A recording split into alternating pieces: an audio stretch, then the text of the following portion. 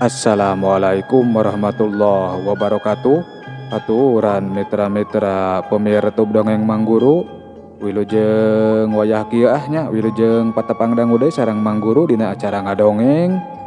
Mangguru bade mangdongengkeun deui neraskeun hanca carita anu katunda kalayan judul Midua Pamunjungan. Ieu dongeng karangan Kang Dadi Margana. Sok sanaos ieu dongeng digarap ku Mangguru kalayan sing sarua basajan. Mudah-mudahan sing ngajantenkeun panghibur kana kalbu, pangbeberah kana manah. Mitra-mitra pemirsa dongeng Mangguru, supados teu nyangkolong kana waktos, mangga urang sami-sami ngabandungan deui kumaha jujutan jujungna ieu cariyos. Sok kaparayun sadayana.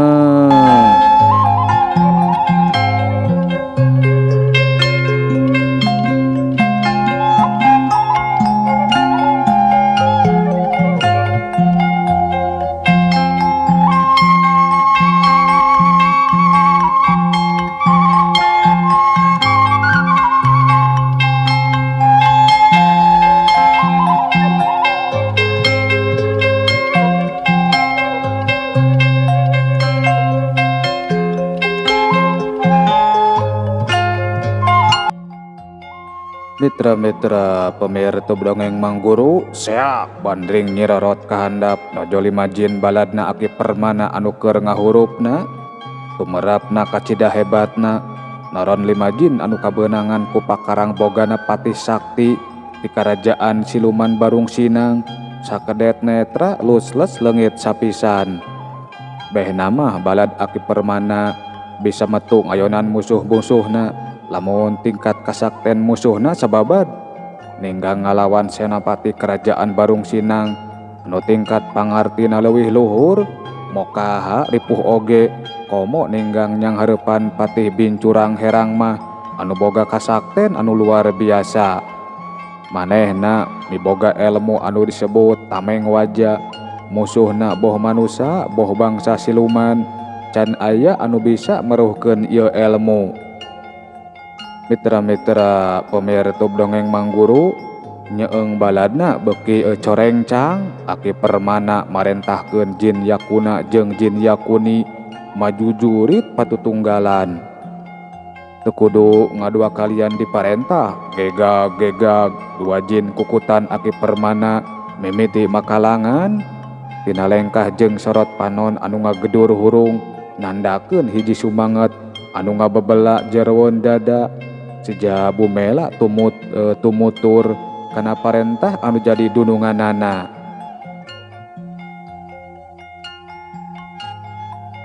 Kasakten anu jadi andalan ieu dua jin ti nagara jin senori teh nyaeta sabangsaning elmu kontak. Lamun musuh neungeul, musuhna sorangan anu kateungeul. Lamun musuhna jong, musuhna sorangan anu katajong. Sedengkeun Yakuna jeung Yakunina mah henteu kua kieu. Eta elmu kacida ampuhna digunakeun ngalawan pasukan Barung Sinang mah.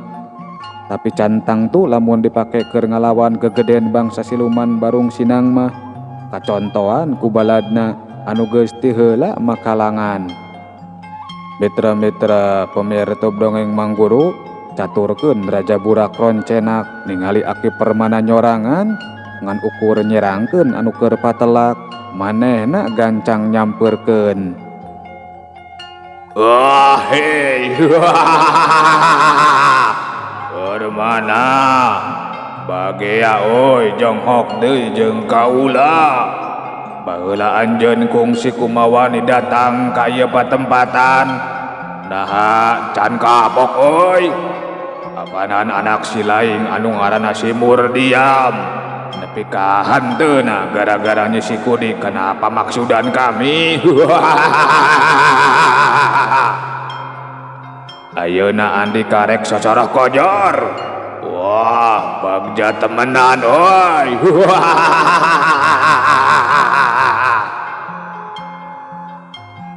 Mitra-mitra pemirsa dongeng Mangguru, kalapa bijil ti cungap gorehel kanyahoan maotna bapana si Oteng teh cing horeng si mana horeng geningan pangropea gawe julid raja budak roncenak. Jasa ada siluman jaknya tuh loh. Dong ajigung jumawa kaya lewihi.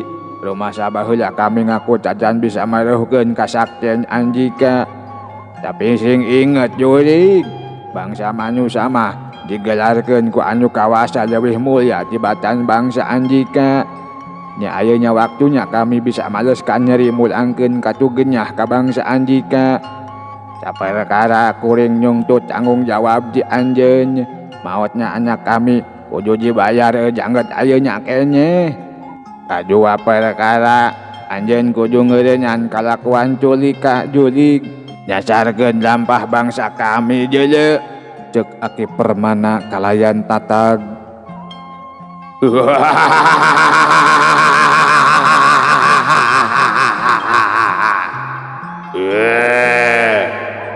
Cek kami oge tadi kuring geus ngaku mateni si Murdiam. Kukituna anjeun ulah kumawani ngahalang-halang paniatan kaula oi Permana. Temahna Andika bakal sanasib ngemasing pati, sanasib jeung anu jadi anak. Lamun perkara anu kadua eta mah bongan bangsa manusia sorangan geus kagelo hariput ku teuteureuyeun. Kaula oge moal wani ngaganggu bangsa manusia lamun eueuh pasal sailuyu jeung perjanjian atuh euy. Perjanjian nyaon jurig, dasar licik, behnya mah anu katingali duit, padahal mah geuningan jaun bae jeuleu. Ari kitu mah banyer-banyer anjeun teh licik, nyipu ku jalan mereka perjaya. Cek Aki Permana hatena ngenes neteuli mangambekeun ke Pak RT anu katipu meleg-meleg. Ya, dasar manusia nawe eta mah belet deuleu. Mata kuring teu percaya lamun bangsa manusia leuwih unggul ti bangsa kaula.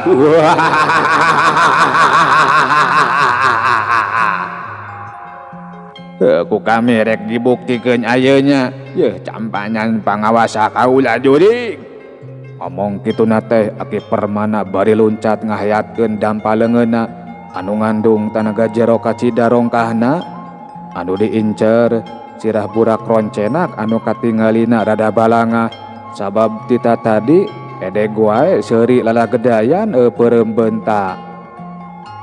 Balangah soteh kacirina behna mah maklum siluman raja anu geus asak latihan jeung mindeng nyang hareupan peperangan. Menang panarajang dadak-dadakan kitu teh henteu ieuh gempeur manehna ngalelepkeun sirahna saterusna mundur 2 lengkah ka tukang. Atuh plos panarajang Aki Permana teh ngeplos ukur neumrag angin.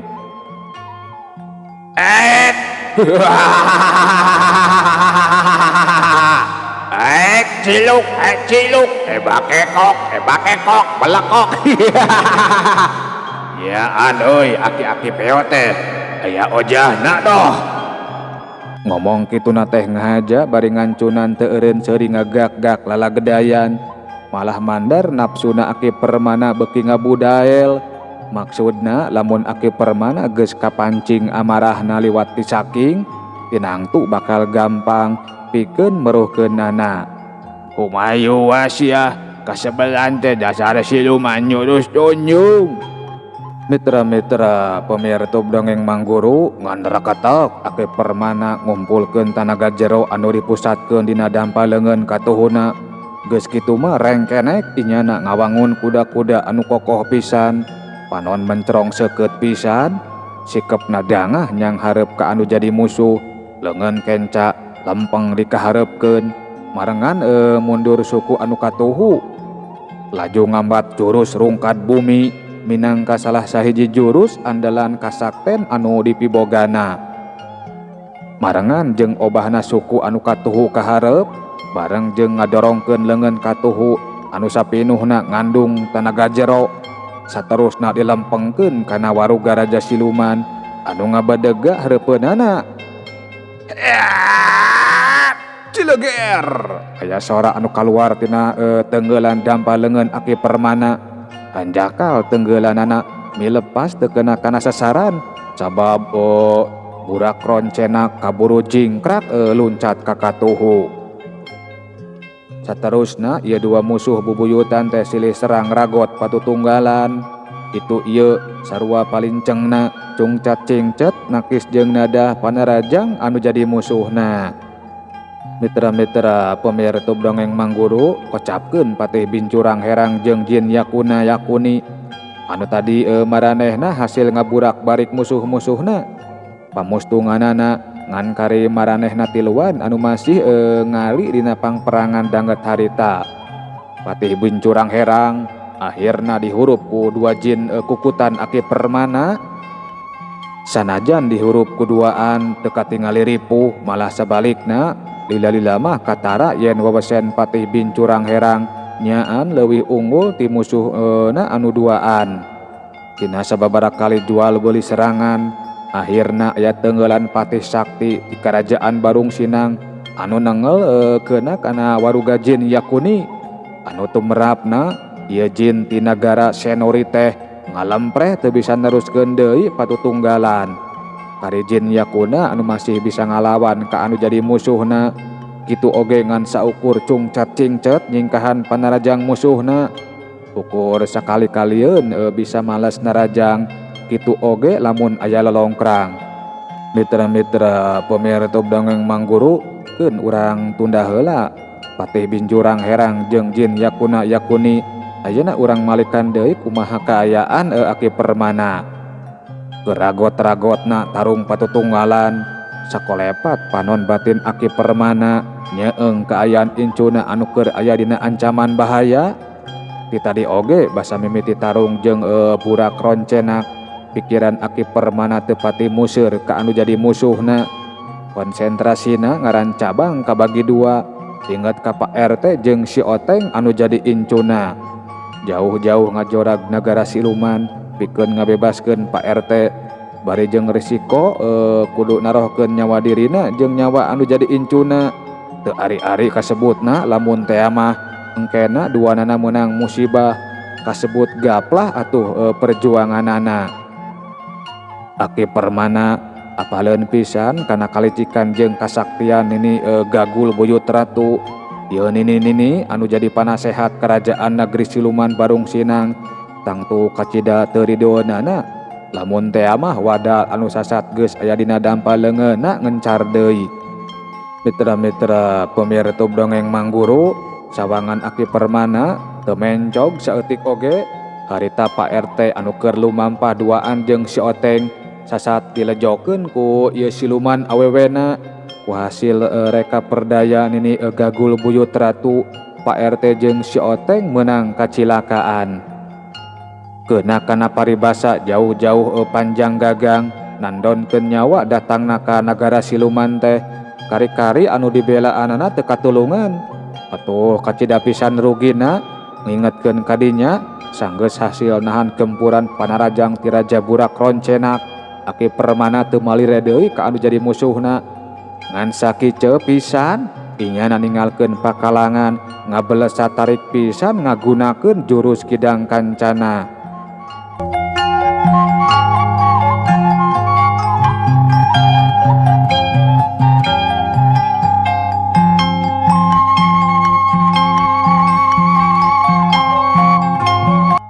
Mitra-mitra pemiar YouTube Dongeng Mangguru, ayeuna urang malikan deui kadua jalema anu ngaradak dipikamelang ku Aki Permana nyaeta si Oteng jeung Pak RT.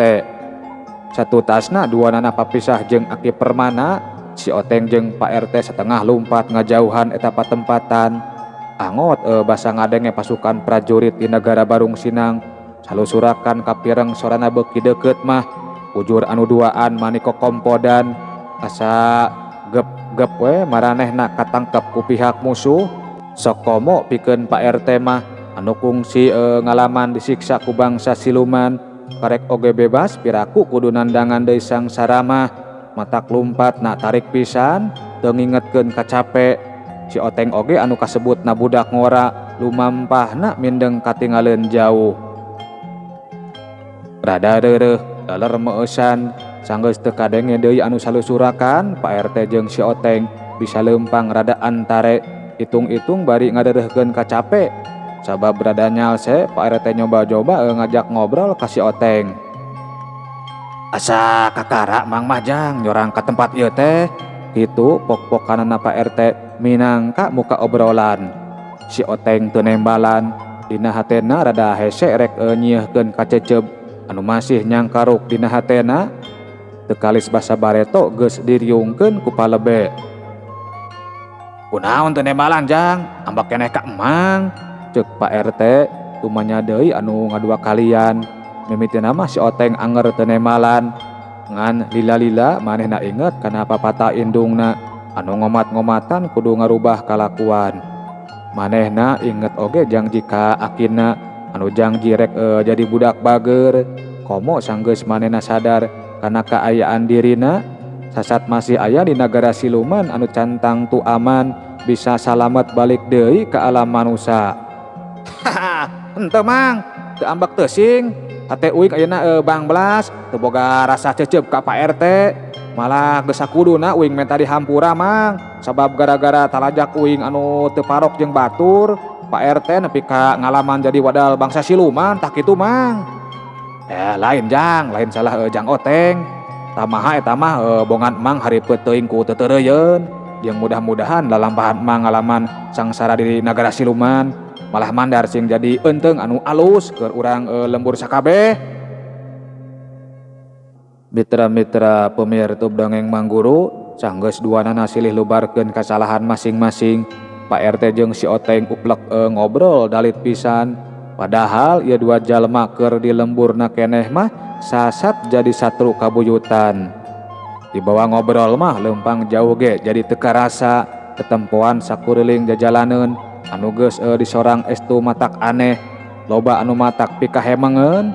Ditingalian basa mimiti lumampah mah kenca katahun jalan anu disorang teh sapapanjangna lukut jeung lukut wae. Teu nempo tatangkalan anu biasa katempo di alam dunya.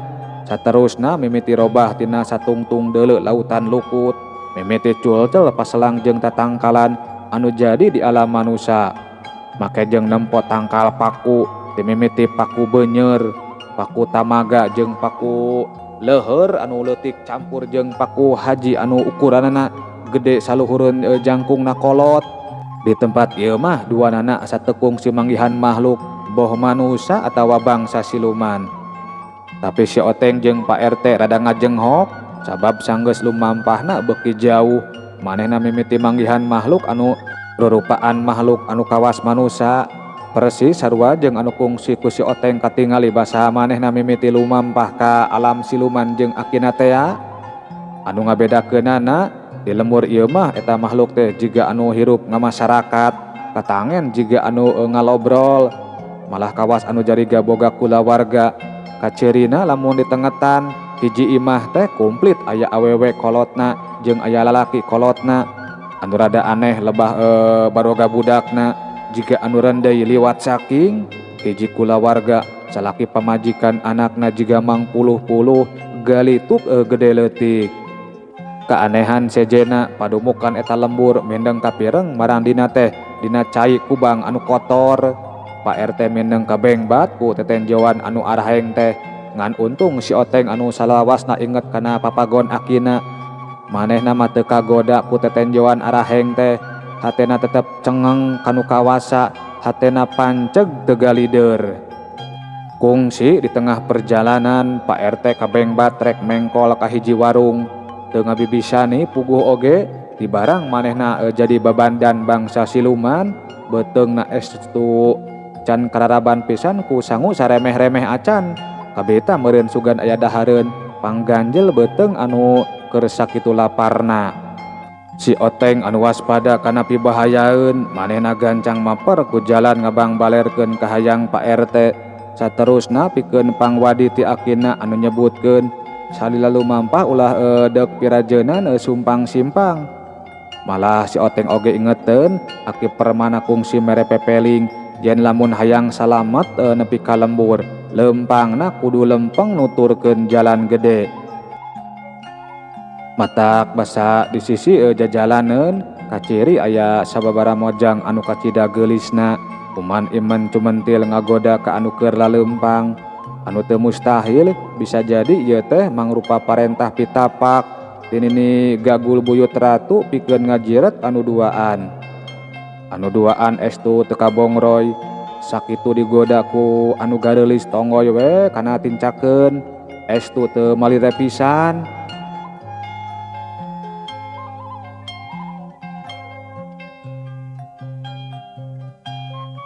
Setengahing lumampah aya hiji kajadian anu moal poho keur anu duaan mah basa maranehna ningali ku panon sorangan kasaksen panubukan di eta lembur karesepna barang dahar 6 bulan cacing.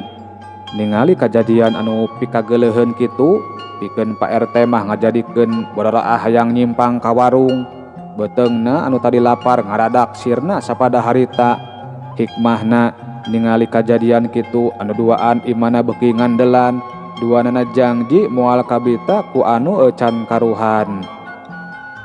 Tutas ngalakonan saruntuyan dodo jabieu bogoda sejenna anu dijalankeun ku nini gagul buyut ratu keur macikeuh anu duaan beuki mereul wae keur samentara mah anu duaan masih kuat dina pamadeganana nyieunkeun sagala rupa pangrobeda ti bangsa siluman.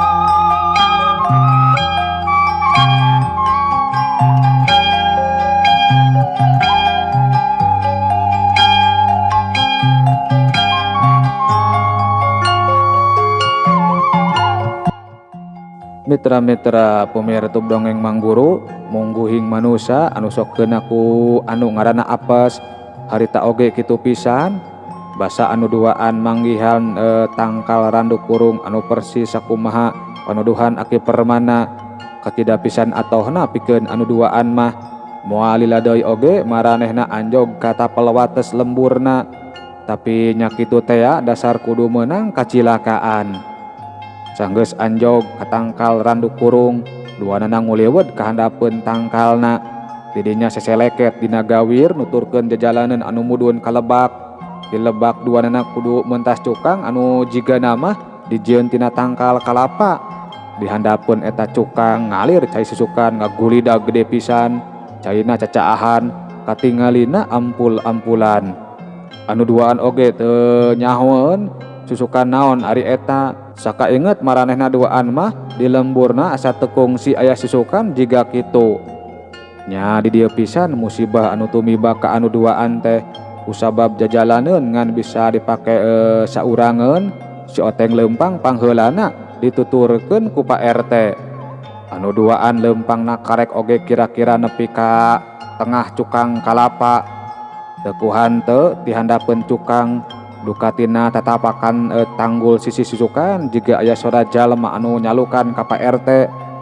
eces pisan kadenge ku anu duaan si oteng mah terus lumampah teu mirosea kana dedengeanana ngan orokaya Pak RT kabengbat anu nyababkeun Pak RT kabengbat sabab sora jalma anu ngagerowanana ka manehna teh aya lian ti sora Salahi anakna tua kampung Apud anu kungsi jadi salaki Nyai Onto teh cek sabagian pangesi lembur boregah maotna Salahi teh diwadalkeun ku mitohana Salahi anu keur hirupna kacida pisan dalitna jeung Pak RT duanana kaitung sobat medok sobat sagulung sagalang cek paribasana mah dahar sakokoh teh nyaan pisan Yuh ya tulungan dewek euy tulungan kadenge sora anu ngagenteraan Pak RT beuki atara sanajan sawer ku sora cai ngadenge sora Salahi jiga anu lemengis hate Pak RT mimiti leah boga karep rek nulungan sobat dalitna katurug-turug lamun ka sobat medok tinangtu nyang karuk rasa sono sabab geus lila teu papanggih. Munasabah lamun teh mah Pak RT lali kana Purwadaksi teu inget di temah wadi mopohokeun papatah si Oteng manehna kandeg henteu neruskeun lumampahna ceulina teu sirikna dengdek we ngadedengekeun ti lebah mana datangna sora anu ngageruan dirina. Sanggeus yakin belah mana datangna sora manehna malikeun deui awakna mundur deui ka tempat asal tadi lumampah ngadeukeutan tanggul sisi susukan tuak liuk sakedeung. Nah ari breh teh wanona ningali tetempoan anu kacida pikawatireunana atrapisan katingali awakna Salhi nyelepet katindihan tunggul letahna ulal lel bangetna muringis jiga anu nahan kanyeri liwat saking gilig dina hatena sakuat tanaga manehna rek nulungan anu jadi sobatna. Katayep Pak RT bari leumpang semudongko maksudna mah rek ngarongkong leungeun Salhi anu roroesan. Sanggeus pangrasana karasa deukeut pisan saterusna Pak RT ngaronjang leungeun Salhi ngan teu kungsi wae karonjang malah ngadadak catang kalapa anu ditincakna jadi karasa leueur. Lamun di titenan leuwih tenget anu disangka catang kalapa teh jiga anu saeutik nguliat beuki lila nguliatna beuki narikan horeng si mana horeng anu teu disangka cukang catang kalapa teh beh nama geuning lauk lubang anu kacida gedena. Paingan tadi basa ditincak ku Pak RT karasana rada semuleueur. Mitra-mitra pemirsa dongeng Mangguru, catang kalapa anu geus robah jadi lauk lubang teh nguliat beuki rosa puguh lebah cukang teh teu aya pisan pamuntangan nguliat kadua kali nama si Oteng jeung Pak RT teu bisa kukumaha iwal ti pasrah anu akhirna awak duanana ngoleang rada kepangpengkeun ti gebrus kana susukan anu caina keur sumbedeng caah umpal-umpalan. Mitra-mitra pemirsa dongeng Mangguru, sanajan duanana bisa ngojay ninggang di caina anu keur caah gede kitu mah duanana ngan ukur bisa obah roroesan sakedeung. Saterusna mah pasrah beak tanaga eleh kurosana cai sakapeung sirahna mumbul kaluhur terusna katingali ngelelep ka handap kitu jeung kitu we anu duaan ukur bisa ngajaga awakna supaya teu terus ngelelep ka handap. Lila-lila mah duanana jiga anu ngaleh-leh beakeun tanaga. Ku syariat mah duanana siga anu moal katulungan deui nyawana ngan teu kitu mungguhing Gusti Allah mah keur sumedengna nyang hareupan pipaeheun anu geus nyantong ukur tinggal nunggu dawuh. Sakolepat aya makhluk sabangsa denawa anu kacida gedena sadatang-datang ke tempat si Oteng jeung Pak RT anu cilaka. Eta makhluk gede teh ancrub kasusukan jero anu caina keur caah gede kalayan ngan sakilat teu asa-asa deui dua leungeun anu kenca jeung katuhu ngajewang kerah baju anu keur dipake ku si Oteng jeung Pak RT. Anu saterusna dijungjungkeun ka luhur jiga anu hampangeun pisan geus kitu mah teu asa-asa deui ngan kelaweng we duanana dibalangkeun tarik pisan. Sanggeus pangrasana anu duaan bisa disalametkeun eta makhluk hanjat ka darat saterusna salin jenis mindah rupa jadi ngaleutikan geuningan eta makhluk teh aki permana anu kacaturkeun nyingkahan patelakna jeung Raja Burak Roncena sabab boga pirasat incuna jeung Pak RT keur meunang kamusibahan. Cag heula nya hei, insyaallah sanes waktos ieu dongeng urang teraskeun deui. Sakitu anu kapihatur billahi taufik wal hidayah. Wassalamualaikum warahmatullahi wabarakatuh. Cag mios.